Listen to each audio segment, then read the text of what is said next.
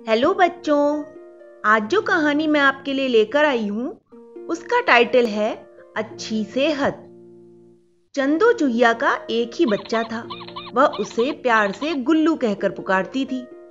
इकलौता होने के कारण चंदो उसको कुछ ज्यादा ही प्यार करती थी। यह भी कहना अनुचित न होगा कि उसने प्यार प्यार में गुल्लू को बिगाड़ दिया था। वह गुल्लू को किसी काम से हाथ न लगाने देती। सारे काम खुद ही भाग भाग कर करती, भले ही थक थक कर चूर हो जाए। वह गुल्लू को खूब ठूस ठूस कर खाना खिलाती, खुद कई बार भूखी रह जाती। वह उसे घर से बाहर न निकलने देती। उसके बाहर जाने पर उसे लगातार यही डर बना रहता कि कहीं वह रास्ते में पिच न जाए, कहीं पूसी मौसी उसे पकड़ न ले। चंदो के इस अंधे दुलार का फल यह हुआ कि गुल्लू कामचोर, पेटू और डरपोक बन गया। बचपन में जो आदतें पड़ जाती हैं वे बड़े होने पर विकसित होती हैं। इसलिए बुद्धिमान माता पिता बचपन से ही अपने बच्चों को अच्छी बातें सिखाते हैं। उनकी गलतियों को बचपना कहकर बढ़ावा नहीं देते। चंदो अब गुल्लू को यदि कुछ सिखाने की कोशिश भी करती तो वह कानों पर उतार देता। कुछ भी सीखने का करने का उसका मन न करता। उसे तो बस दो ही काम अच्छे लगते, खाना और पड़े रहना। गुल्लू दिन पर दिन मोटा होता जा रहा था। पड़ोसी बच्चे उसे मोटू राम कहकर चिढ़ाते।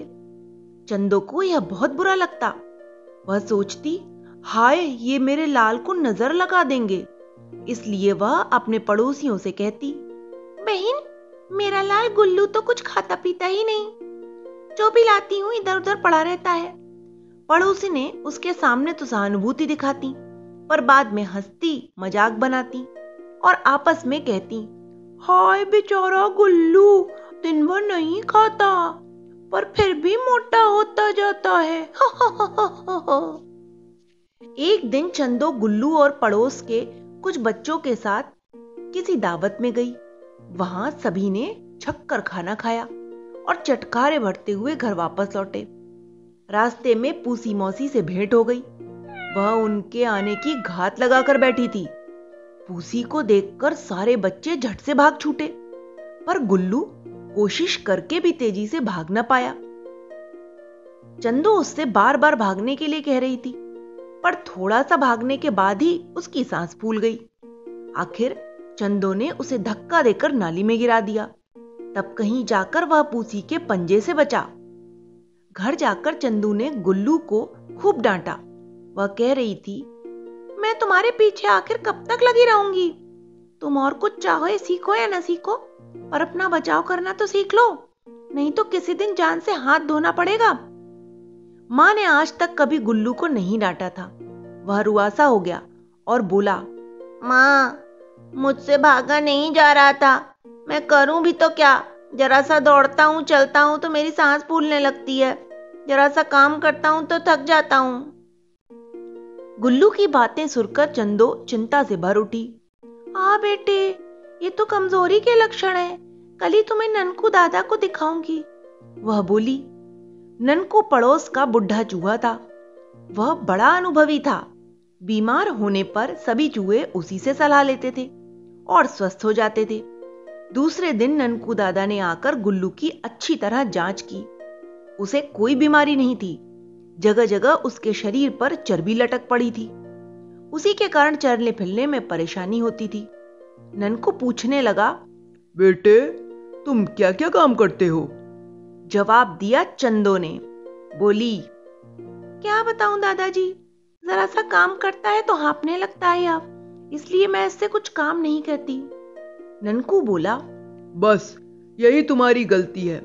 तुम्हारा बेटा किसी रोग का शिकार नहीं है, अधिक खाने का, बदहजमी का, अपच और आलस का शिकार है। मैं समझी नहीं दादाजी, चंदो कहने लगी। ननकू उसे समझाने लगा, देखो अधिक खाने से, खाकर पड़े रहने से शरीर बीमारियों का घर बन जाता है। अच्छे स्वास्थ्य के लिए आवश्यक है कि अधिक न खाया जाए, सारे दिन न खाया जाए और श्रम करके खाए हुए को पचाएं। जो खूब श्रम करता है उसका खाना अच्छी तरह पचता है, जिससे शुद्ध खून बनता है और शरीर बलिष्ठ होता है। बात तो आप ठीक कहते हैं, चंदो बोली। तुमने अपने बेटे में खूब खाने की आदतें डाल दी हैं, पर काम करने की नहीं। इसलिए उसके शरीर पर चर्बी बढ़ती जा रही है। चर्बी का बढ़ना स्वास्थ्य के लिए अच्छा नहीं, खराब ही है। इससे अनेक बीमारियां पनपने लगती हैं। तुम इसका जल्दी ही इलाज करो। ननकू कह रहा था। क्या इलाज करूं दादाजी? रुआसी होकर चंदा बोली। ननकू ने समझाया, समय से खाना दो, बार बार और स्वाद स्वाद में अधिक खाने की आदत छुड़ा दो।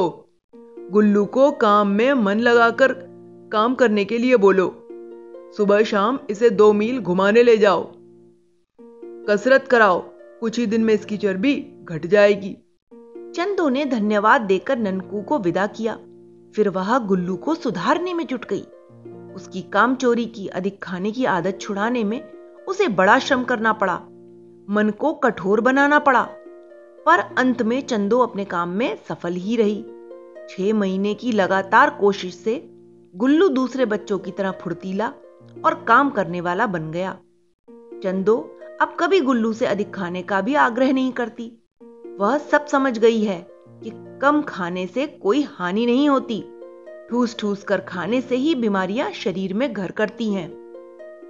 तो बच्चों, इस कहानी से हमें यही शिक्षा मिलती है कि यदि अच्छा स्वास्थ्य चाहिए तो हमें मेहनत करने की आदत डालनी पड़ेगी और खाना जरूरत के हिसाब से ही खाना चाहिए। तभी हम अच्छे स्वास्थ्य का लाभ उठा पाएंगे। Okay, bye.